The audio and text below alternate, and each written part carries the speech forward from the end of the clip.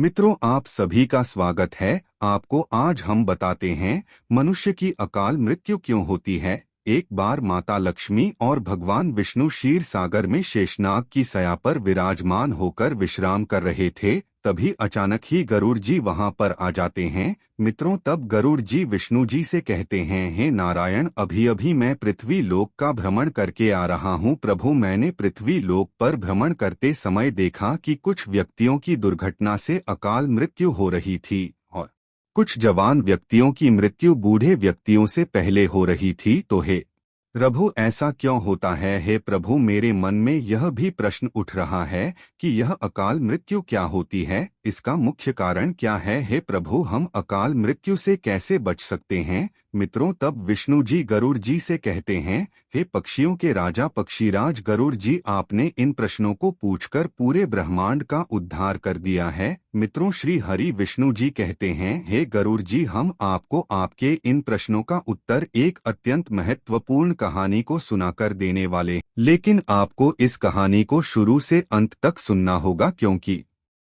इस कहानी को सुनने मात्र से आपको विष्णु जी के साथ साथ माता लक्ष्मी जी का आशीर्वाद प्राप्त होता है। मित्रों, गरुड़ जी विष्णु जी से कहते हैं, हे नारायण, आप उस कहानी को सुनाना प्रारंभ करें। मैं आपको विश्वास दिलाता हूँ कि मैं इस कहानी को शुरू से लेकर अंत तक अवश्य सुनूंगा। मित्रों, विष्णु जी कहते हैं, हे पक्षीराज, बहुत समय पहले की बात है। किसी नगर में रोहन नाम का एक बहुत ही गरीब व्यक्ति अपने परिवार के साथ रहता था। एक दिन वह अपने बचपन के मित्र से मिलने के लिए दूसरे नगर जा रहा था। उसका वह मित्र बचपन से ही गूंगा और एक पैर से अपंग या अपाहिज था। उस रोहन के नगर से उसके मित्र का घर बहुत दूर था। उसे अपने मित्र के नगर जाते समय बीच बीच में कई सारे छोटे छोटे नगरों से गुजरना पड़ता था। मित्रों, विष्णु जी कहते हैं, हे पक्षीराज गरुड़ जी, वह कई सारे नगरों से गुजरते हुए अपनी ही धुन में चल रहा था। तभी अचानक ही चलते चलते उसकी मुलाकात एक व्यक्ति से हुई, जिसे देखकर ऐसा लग रहा था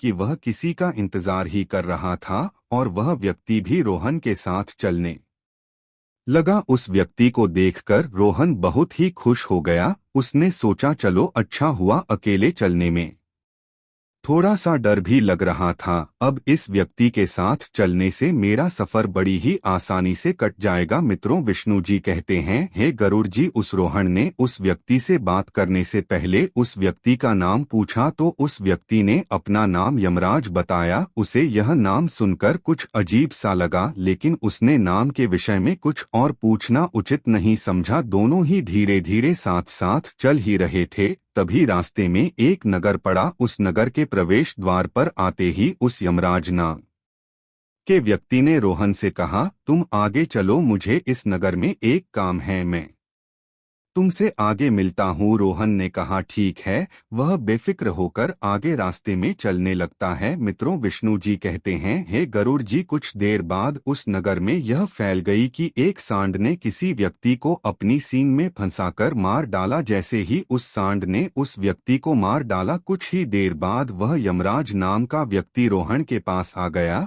और फिर से वे दोनों चलने लगे। चलते चलते वे दोनों दूसरे नगर के मुख्य द्वार पर पहुंच जाते हैं। उस नगर के बाहर एक बहुत ही विशाल मंदिर बना हुआ था। उस मंदिर में आराम करने की विशेष सुविधा उपलब्ध थी। मित्रों, विष्णु जी कहते हैं, हे गरुड़ जी, रोहन के मित्र का घर अभी भी वहां से बहुत दूर था और रात भी होने वाली थी। तो रोहन ने उस व्यक्ति से कहा, भाई, रात होने वाली है, पूरे दिन चलते चलते थक भी चुका हूँ और भूख भी लग रही है, तो यहीं पर भोजन करके हम दोनों यहीं पर विश्राम कर लेते हैं, फिर सुबह के समय आराम से आगे की यात्रा पूरी करेंगे। उस व्यक्ति ने कहा, ठीक है, मुझे भी सुबह उठकर इसी नगर में किसी को कुछ जरूरी सामान देने जाना है। तुम भोजन करके आराम करो, मैं बाद में आकर भोजन कर लूंगा। इतना कहकर वह उस जगह से चला गया। मित्रों, विष्णु जी कहते हैं, हे गरुड़ जी, लेकिन उस व्यक्ति के जाने के कुछ ही समय बाद उस जगह पर धुआं उठता हुआ दिखाई देने लगा और कुछ ही देर में पूरे नगर में आग लग गई। फिर वहां पर खड़ा हुआ रोहन यह सब देख रहा था। उसने अपने मन में सोचा कि यह व्यक्ति जहां पर भी जाता है वहां पर कुछ ना कुछ अशुभ जरूर हो जाता है। लेकिन रोहन ने रात में उस यमराज नाम के व्यक्ति से कुछ भी पूछना उचित नहीं समझा और वे दोनों साथ भोजन करके सो गए। मित्रों, विष्णु जी कहते हैं, हे गरुड़ देव, सुबह होते ही वे दोनों फिर से अपनी यात्रा पूरी करने के लिए चलने लगे। कुछ देर चलने के बाद रास्ते में फिर से वे दोनों एक नगर के मुख्य द्वार पर पहुंच गए। तभी उस व्यक्ति ने फिर से रोहन से कहा, तुम आगे चलो, इस नगर में मेरा एक मित्र रहता है, मुझे उससे मिलने जाना है। मैंने मित्र से मिलने के बाद तुम्हें आगे रास्ते में मिलूंगा। यह कहकर वह व्यक्ति वहां से तुरंत ही चला गया। मित्रों, विष्णु जी कहते हैं, हे पक्षीराज, अब की बार रोहन आगे नहीं गया। वह वहीं खड़ा होकर उस व्यक्ति को देखने लगा कि वह कहाँ जा रहा है और क्या करता है। तभी अचानक ही कुछ व्यक्तियों की आवाज सुनाई देने लगी कि एक सांप ने किसी व्यक्ति को काट लिया है और तुरंत उसकी मृत्यु हो गई। ठीक उसी समय वह व्यक्ति फिर रोहन के पास पहुंच गया। मित्रों, विष्णु जी कहते हैं, हे गरुड़ देव, लेकिन इस बार रोहन से रहा नहीं गया और उसने उस व्यक्ति से पूछ ही लिया कि तुम जिस भी नगर में जाते हो वहां कुछ ना कुछ अशुभ क्यों हो जाता है। क्या तुम मुझे बता सकते हो कि क्या तुम ही सभी को मार रहे हो। उस व्यक्ति ने कहा, तुम मुझे बहुत ही समझदार मालूम पड़े थे, इसीलिए मैं तुम्हारे साथ चलने लगा था, लेकिन तुम अभी तक समझ नहीं पाए कि मैं कौन हूँ। रोहन ने कहा कि मैं समझ गया हूँ, लेकिन मुझ कुछ शंका हो रही है कि अगर आप ही अपना परिचय दे देते तो मेरे लिए बहुत ही आसानी होगी। तब उस व्यक्ति ने बताया कि मैं यमराज का दूत हूँ और यमराज की आज्ञा से उन व्यक्तियों के प्राण हरने आया हूँ जिनकी उम्र इस पृथ्वी लोक पर पूरी हो चुकी है। हालांकि रोहन को पहले से ही इस बात पर शंका हो गया था कि वह व्यक्ति यमराज का दूत है। मित्रों, विष्णु जी कहते हैं, हे गरुड़ देव, फिर भी वह यमराज के उस दूत के मुंह से यह सारी बातें सुनकर घबरा गया, लेकिन उसने बहुत ही हिम्मत करके पूछा कि अगर तुम सच में यमदूत हो तो तुम मुझे बताओ, अगली मृत्यु किसकी होने वाली है। उस व्यक्ति ने जवाब देते हुए कहा, अगली मृत्यु तुम्हारे ही मित्र की है जिससे तुम मिलने जा रहे हो और उसकी मृत्यु का कारण ही तुम ही बनोगे। उस यमदूत के मुंह से यह बात सुनकर रोहन बहुत ही डर गया और सोच में पड़ गया कि अगर सच में यह यमराज का यमदूत है तो उसकी बात भी सच होगी और मेरे ही कारण मेरे बचपन के सबसे अच्छे मित्र की मृत्यु हो जाएगी। तो मेरे मित्र की जान बचाने के लिए सबसे अच्छा तो यह होगा कि मैं आज अपने मित्र से मिलने ही ना जाऊं। कम से कम मैं उसकी मृत्यु का कारण तो नहीं बनूंगा। यमदूत ने मुस्कुराते हुए कहा, तुम जो भी सोच रहे हो वह सब कुछ मुझे पता है, लेकिन अगर तुम अपने मित्र से मिलने नहीं जाओगे तो क्या तुम्हारे मित्र की मृत्यु नहीं होगी। तुम्हारे मित्र की मृत्यु तो है। मित्रों, विष्णु जी कहते हैं, हे गरुड़ देव, उस यमदूत के मुंह से ऐसी बातें सुनकर रोहन को बहुत आश्चर्य और बहुत दुख भी हुआ क्योंकि यमदूत ने रोहन के मन की बातें पढ़ ली थी, लेकिन किसी के मन की बातें उसके बताने से पहले ही बता देना किसी सामान्य व्यक्ति के लिए संभव नहीं है।